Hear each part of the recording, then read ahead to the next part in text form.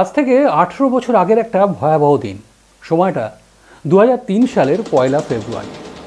পৃথিবীতে ফেরার সময় 7 মহাকাশচারী, মহাকাশযানের commander Rick Husband, pilot William McCool, payload commander Michael Anderson, Ilan Ramon, David Brown, Laurel Clark এবং ভারতীয় বংশোদ্ভূত মহাকাশচারী কল্পনা চাওলাকে নিয়ে একটা সফল অভিযানের পর পৃথিবীতে ফেরার সময় বায়ুমণ্ডলের সঙ্গে সংঘর্ষে পুড়ে ছাই হয়ে গিয়েছিল মহাকাশযান কলম্বিয়া। ছিন্ন ভিন্ন হয়ে মৃত্যু হয়েছিল কল্পনা চাওলা সহ বাকি 6 নভোশ্চরের দেহ। আর তার ঠিক 17 বছর আগে 1986 সালে ভেঙে পড়েছিল নাসার অপর মহাকাশযান চ্যালেঞ্জারও। আর এই চ্যালেঞ্জার ভেঙে পড়ার পর মহাকাশ অভিযানের ইতিহাসে কলম্বিয়া দুর্ঘটনাটাই কিন্তু ছিল দ্বিতীয় বড় একটা দুর্ঘটনা। আর এই দুর্ঘটনার পর টানা 2 বছর সব রকমের মহাকাশ অভিযান বন্ধ রেখেছিল নাসা। মহাকাশ অভিযানের সেই সব মহারথী শহীদকে স্মরণ করতে নাসার তরফে দিনটার একটা নামও দেওয়া হয়েছে, ডে অফ রিমেম্ব্রান্স। কিন্তু সত্যিই কি সেদিন মহাকাশযান কলম্বিয়া সম্পর্কে সম্পূর্ণ অন্ধকারে ছিলেন বিজ্ঞানী থেকে ফ্লাইট ইঞ্জিনিয়াররা? বরং বলা ভালো, সে সময় নাসার জুনিয়র ফ্লাইট ইঞ্জিনিয়াররা কলম্বিয়ার একাধিক যান্ত্রিক ঝুঁকির বিষয়ে আগে থাকতে সতর্ক করলেও সেই সময় নাসার অদ্ভুতুরে কর্মসংস্কৃতি সেই কথাকে সেভাবে গুরুত্ব দেয়নি। কিন্তু সেবার এড়ানো যায়নি দুর্ঘটনা। কিন্তু এবার কি নিরাপদে ফিরতে পারবে সুনিতারা? আজকে সে বিষয়ে আলোকপাত করব। তার আগে আবারও বলে রাখি, ওয়েলকাম টু কিশোর ক্যাফে। কিশোর ক্যাফের নতুন একটা ভিডিওতে আপনাদের সবাইকে স্বাগত জানিয়ে আমি তমাল শুরু করছি আজকের এই নতুন ভিডিওটা। 2024-এর 5ই জুন, মাত্র 8 দিনের জন্য আর এক ভারতীয় বংশোদ্ভূত নভোশ্চর, 59 বছর বয়সী সুনিতা উইলিয়ামস এবং তার অপর সঙ্গী নভোশ্চর 62 বছর বয়সী বুচ উইলমোর পৃথিবী থেকে বোয়িং CST-100 স্টারলাইনার ক্যাপসুলে চড়ে মহাকাশ স্টেশনে পৌঁছেছিলেন। শূন্যে কিছুটা ভেসে বেশ আনন্দের সঙ্গে সুনিতা এবং বুচের সেখানে ঢোকার দৃশ্য নাসার সৌজন্যে দেখেছে গোটা দুনিয়া। কিন্তু যাত্রার শুরু থেকেই কিন্তু ওই মহাকাশযানটিতে সমস্যা দেখা দিয়েছিল। অবশেষে কিছুতেই সেটিকে সঠিক মেরামতি করে উঠতে না পারায় গত সেপ্টেম্বরে সুনিতাদের ছাড়াই সেটি ফিরে আসে পৃথিবীতে। মাত্র 8 দিনের মানসিক প্রস্তুতি নিয়ে মহাকাশে গেলেও প্রায় মাধ্যাকর্ষণহীন একটা জায়গায় 8 মাসেরও বেশি সময় বন্দি থেকে আজ প্রায় হাঁটতে চলতে ভুলে গেছে সুনিতা এবং বুচ দুজনেই। কিছুদিন আগেই ম্যাসাচুসেটসের নিডহ্যাম হাই স্কুলের নিজের পুরনো সহপাঠীদের সঙ্গে মহাকাশ স্টেশন থেকে এক ভিডিও কনফারেন্সে যখন আলাপচারিতা করছিলেন সুনিতা, তখন তাকে বলতে শোনা যায়, অনেক দিন হয়ে গেল এখানে, সেভাবে শুইও নি, বসিও নি, কীভাবে হাঁটতে হয় সেটাই এখন মনে করার চেষ্টা করছি। আসলে পৃথিবীর কক্ষপথে ঘুরতে থাকা আন্তর্জাতিক মহাকাশ স্টেশন একটি বসবাসযোগ্য আর্টিফিশিয়াল স্যাটেলাইট বা কৃত্রিম উপগ্রহ। মূলত বিজ্ঞানীরা এখানে সীমিত সময়ের জন্য থেকে গবেষণা করেন। স্বাভাবিকভাবেই জায়গাটিতে প্রায় মাধ্যাকর্ষণের কোনো অস্তিত্ব নেই বললেই চলে। আর সামান্য যাও বা থাকে তাকে বলে মাইক্রোগ্র্যাভিটি, যা খুবই সামান্য। এখানে হয়তো শোয়ার ব্যবস্থা আছে, কিন্তু যেহেতু প্রায় মাধ্যাকর্ষণহীন, তাই স্লিপিং পডে শুয়ে ঠিক পৃথিবীর বিছানায় শোয়ার আরাম কখনোই সেখানে যে মিলবে না তা বলাই বাহুল্য। হাঁটা চলা বসার ক্ষেত্র একই সমস্যা। দীর্ঘদিন এমন জায়গায় থাকলে শরীরের কোষগুলিও কার্যত ভুলে যায় আমাদের জীবনের স্বাভাবিক অভ্যেস, কাজ, ছন্দটা। সে তো না বোঝা গেল। এখন আপনাদের মনে প্রশ্ন জাগতে পারে, কিন্তু কি কারণেই বা বিগড়ে গেল এই মহাকাশযানটি, আর কেনই বা তা ফিরে এলো পৃথিবীতে? আসলে মহাকাশ স্টেশনে পৌঁছানোর আগেই স্টারলাইনারের যান্ত্রিক ত্রুটি কিছুটা থাকলেও সেটি চরমে পৌঁছয় মহাকাশের সুনিতাদের অবতরণের ঠিক পরেই। দেখা যায় রকেট থেকে হিলিয়াম লিকেজ হচ্ছে পর্যাপ্ত পরিমাণে। একই সঙ্গে রকেটের 5টি ম্যানুভারিং থ্রাস্টার খারাপ হয়ে পড়ে। পাল্লা দিয়ে রীতিমতন সমস্যা দেখা দেয় একটি ধীরগতির প্রপেলেন্ট ভালভেও। এরকম অবস্থায় বোয়িং সংস্থার তরফে জানানো হয়, আন্তর্জাতিক মহাকাশ স্টেশনে এই স্টারলাইনার মহাকাশযানটি সর্বাধিক 90 দিন পর্যন্ত থাকতে পারে, তারপর তার ব্যাটারি শেষ হতে পারে। আর এর অর্থ ছিল ততদিনে আমেরিকার মহাকাশ গবেষকদের হাতে ছিল মাত্র 40টা দিন। কিন্তু এরপরও যখন সেটিকে ঠিক করতে পারা যায়নি, তখন তারা সিদ্ধান্ত নেয় সুনিতাদের ছাড়াই স্টারলাইনারকে ফিরিয়ে আনা হবে পৃথিবীতে। আর এরপরেই প্রশ্ন ওঠে, এ কেমন দায়িত্ব জ্ঞানহীনতা? তবে সুনিতাদের ভবিষ্যৎ কি হবে? তবে কি তাদেরকে ফিরিয়ে আনার জন্য স্পেস এক্সের ক্রিউ ড্রাগন বা রাশিয়ার সোয়ুজ মহাকাশযান পৌঁছবে মহাকাশে? আর এরপরেই নাসার commercial crew program manager Steve Stich জানান, সুনিতা এবং বুচ দুজনেই আপাতত বেশ ভালো এবং সুস্থই রয়েছেন, কিন্তু দিন যত গড়িয়েছে ততই দেখা গেছে সুনিতার স্বাস্থ্য ক্রমেই ভেঙে পড়ছে। দীর্ঘ সময় একটানা পৃথিবীর মাধ্যাকর্ষণের বাইরে থাকায় তার ওজন কমছে। আসলে মাইক্রোগ্র্যাভিটি শরীরের মধ্যে থাকা তরল ও রক্তচাপের ওপর হস্তক্ষেপ করে প্রতি পদক্ষেপে।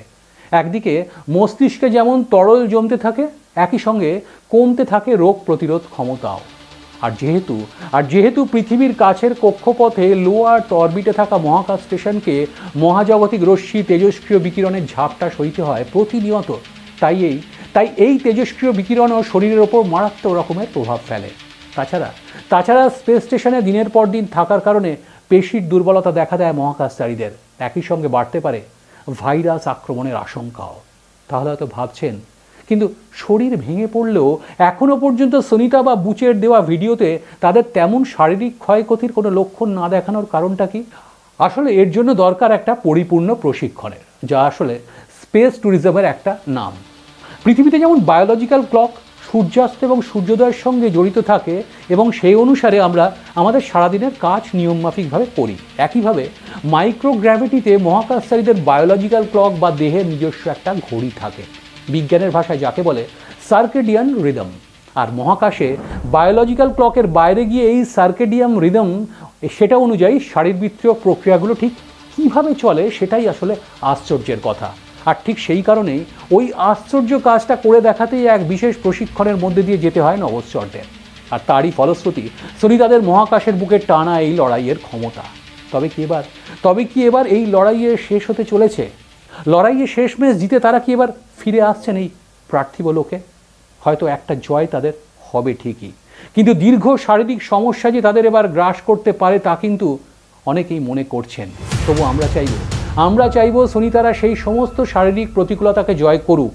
আর তাদের ফেরা প্রসঙ্গে স্টারলাইনারের প্রোগ্রাম ম্যানেজার মার্ক ন্যাফটি এর আগে জানিয়েছিলেন, মহাকাশযানের রিয়াকশন কন্ট্রোল সিস্টেম মানে RCS তার সঠিক পুঙ্খানুপুঙ্খ পরীক্ষা শেষেই মহাকাশে সেই যানটিকেই আবার পৌঁছে দেওয়া যাবে বলে তারা আশাবাদী। তাই তড়িঘড়ি সুনিতাদের দ্রুত ফেরানোর ঝুঁকি কিন্তু নিতে চাইছে না নাসা। সেদিন প্রশ্ন থেকেই গেছিল, তবে কি সুনিতাদের অবস্থা ফেরাচ্ছে 2003 সালের কল্পনাদের সেই ভয়ঙ্কর স্মৃতিকেই? স্বীকার করে নিয়েছেন নাসার প্রধান বিল নেলসন। তিনি জানিয়েছেন, হ্যাঁ, অনেকটাই তাই। আর তাই এত বাড়তি সতর্কতা। আসলে বিল আগের এই দুটি মহাকাশযান দুর্ঘটনা তদন্তকারী দলেও ছিলেন। আর তাই তার তত্ত্বাবধানেই আগের ভুলগুলো থেকে শিক্ষা নিয়ে এবার আর ঝুঁকি নিতে চাইছে না নাসা। ইঞ্জিনিয়াররা সুনিতাদের বোয়িং স্টারলাইনার মহাকাশযানের যান্ত্রিক ত্রুটি সমাধানের জন্য দিনরাত কাজ করে চলেছিলেন বটে। তবে শেষমেশ এবার সুনিতাদের ফেরাতে বোয়িংয়ের পরিবর্তে সাহায্য নেওয়া হলো কার? ইলন মাস্কের স্পেস এক্স মহাকাশযানের।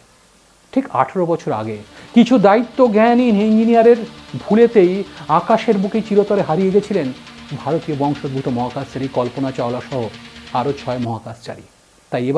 তাই এবারে নাসা যে কোনো মূল্যে সুনিতাদের পৃথিবীতে ফেরাতে বদ্ধপরিকর। আর তাই প্রতীক্ষার অবসান ঘটিয়ে ভারতীয় বংশোদ্ভূত আমেরিকান মহাকাশচারী সুনিতা উইলিয়ামস এবং তার সঙ্গী বুচ উইলমোরকে পৃথিবীতে ফিরিয়ে আনতে মহাকাশের উদ্দেশ্যে রওনা দিল ইলন মাস্কের স্পেস এক্সের মহাকাশযান। ভারতীয় সময় অনুযায়ী গত শনিবার ভোর 4:30 আমেরিকার নাসার কেনেডি স্পেস সেন্টার থেকে মহাকাশযানটির উৎক্ষেপণ সফলভাবে হয়ে গেছে। ওই মহাকাশযানের নাসার অ্যান ম্ল্যাকেন, নিকোল আইয়ার্স, জাপানের মহাকাশ গবেষণা সংস্থার জাক্সার প্রতিনিধি টাকুয়া ওনেসি এবং রাশিয়ার মহাকাশ গবেষণা সংস্থার রসকসমসের প্রতিনিধি কিরিল পেসকভারের মতন 4 মহাকাশচারী আন্তর্জাতিক স্পেস স্টেশনের উদ্দেশ্যে পাড়ি দিয়েছেন। নাসা এবং ইলন মাস্কের সংস্থার যৌথ উদ্যোগে ক্রিউ 10-এর সফল উৎক্ষেপণ হয়ে গেছে। যদিও গত বৃহস্পতিবার মানে শনির আগে যে বৃহস্পতিবার এই যানের হাইড্রোলিক সিস্টেমে কিছু সমস্যা দেখা দিয়েছিল, আর সেই কারণে অভিযানের সময় পিছিয়ে যায়।